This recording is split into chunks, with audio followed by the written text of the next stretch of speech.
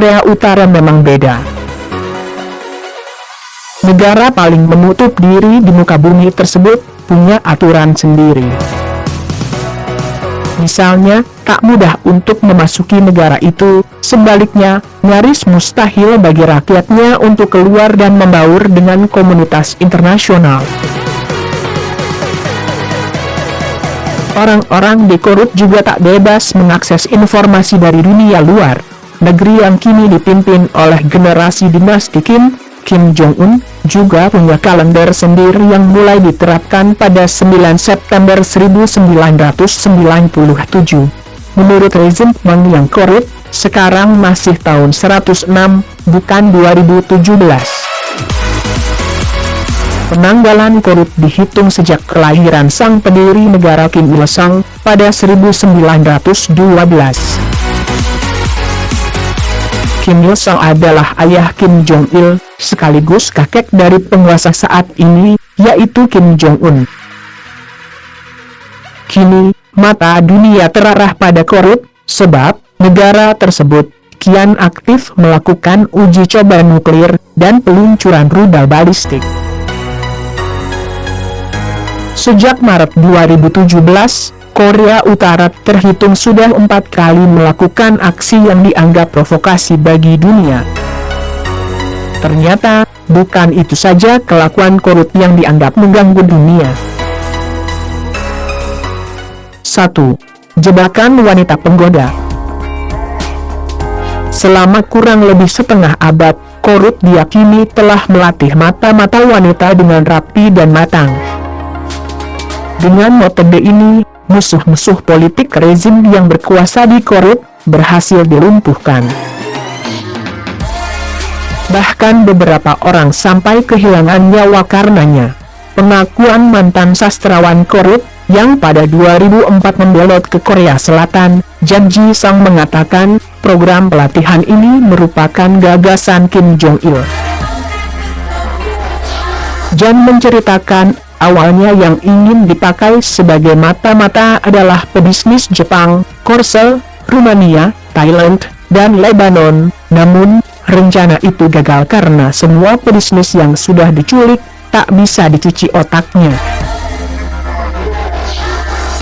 Setelah selesai pelatihan, korup menugaskan para mata-mata penggoda di beberapa bidang, seperti penerjemah, pemandu wisata, bahkan hingga PSK.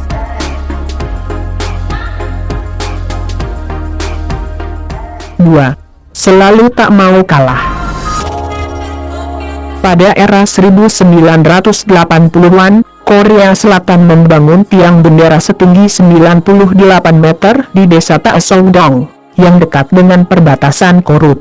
Tindakan itu membuat Pyongyang geram. Mereka merespon dengan membuat tiang bendera lebih tinggi lagi, menjulang 160 meter. Letaknya pun sangat dekat dengan Korsel, yaitu di desa Kijongdong.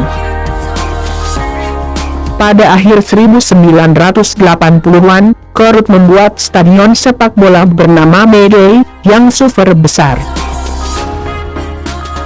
Pembangunan ini dilakukan karena tidak mau kalah dengan Korsel, yang berhasil menggelar Olimpiade 1988.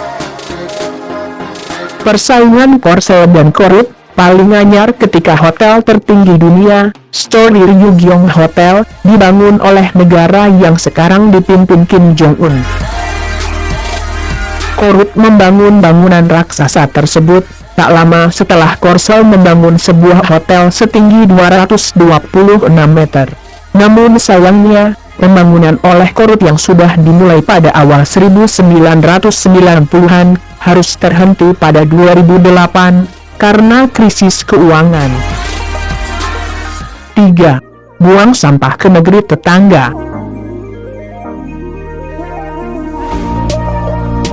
Pada 2016, tensi antara Korsel dan korup memanas. Awalnya, Seoul menyebar propaganda dengan cara unik.